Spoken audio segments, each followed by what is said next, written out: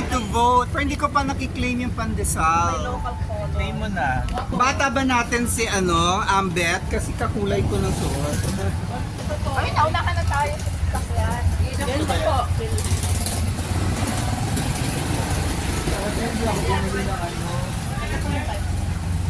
I will stay in front.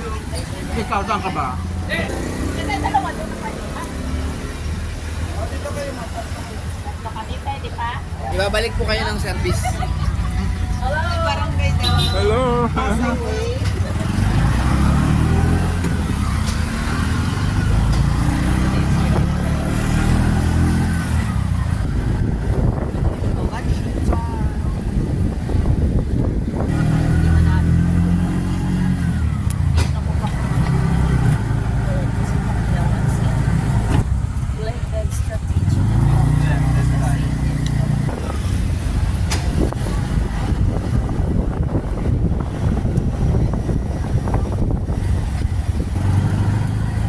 Si Daddy naglakad lang, oh.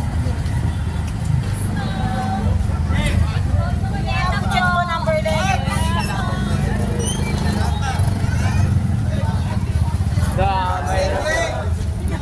Gasan ko sila po. Kuya, bodo kay Kim. Kuya, halika ate mo, bibilang ko na lang ng ano yun. Alright.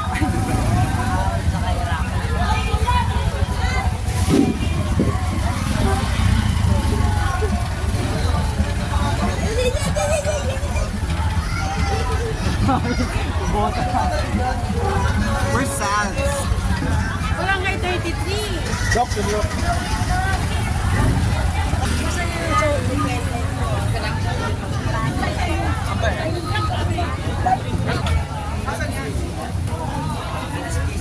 Ang advantage na malapit tayo sa barangay, nakuha agad natin yung anong number tayo sa listahan at saka anong precinct number.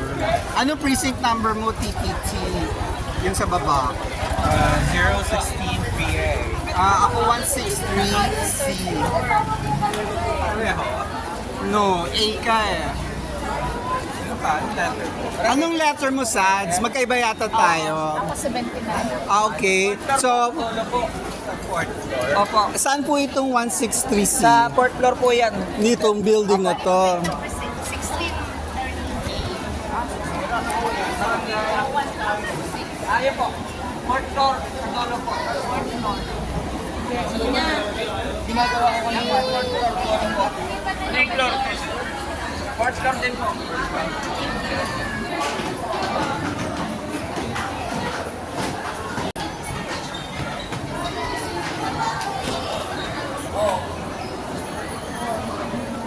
Naku, may mga pila. Yung ibang precinct yung haba-haba ng pila. Sana yung sa akin, tapos na. Kasi ibang kabarangay ko, maaga pa sila nandito na.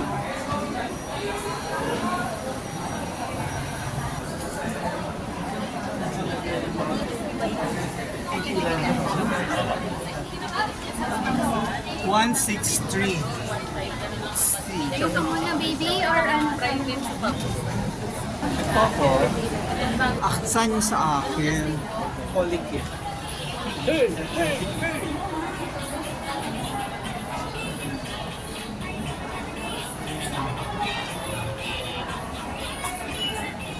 So I think this is my room.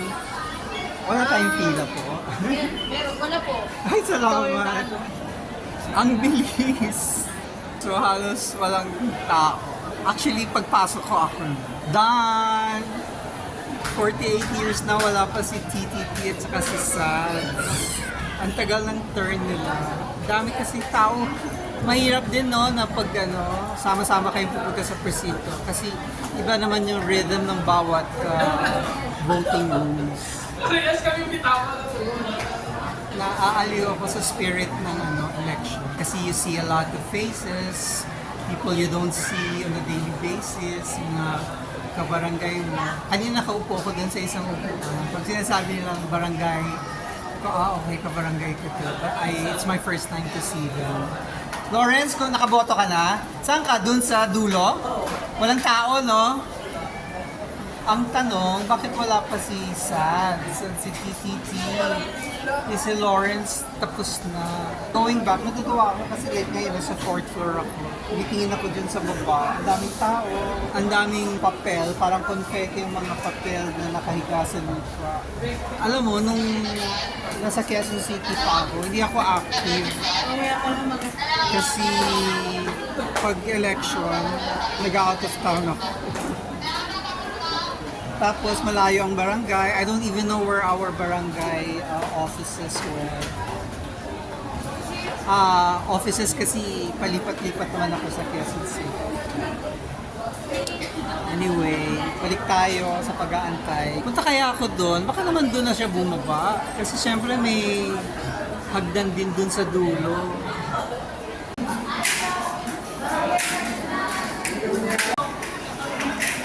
Palabas na kami ng school. Palabas na kami ng Gotampo. Because finally, itong dalawang to tapos na gumawa. Sa wakas. Nagpapapicture kami tatlo. Na nakaboto na. Kita ba yung school? Dito tayo. Saan ba? Sa gitna ka, Sads. Bakit gusto mo ng bougainvillea? O tapos yung kita yung Gotampo, yung mga daliri. Deserve a halo-halo. Super. Where? Or scramble.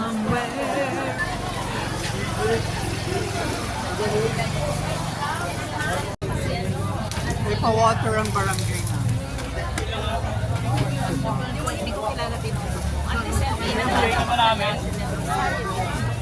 Ay, hindi ko...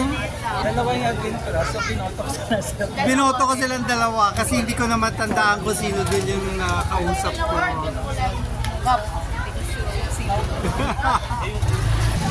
Corn, my favorite corn.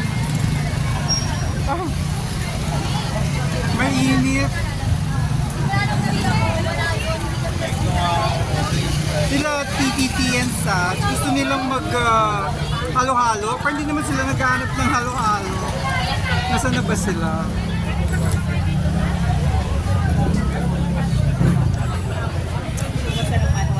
Wala na si Joe. Ayun na yung aking mga halo-halo friends. Hindi naman naghahanap ng halo-halo.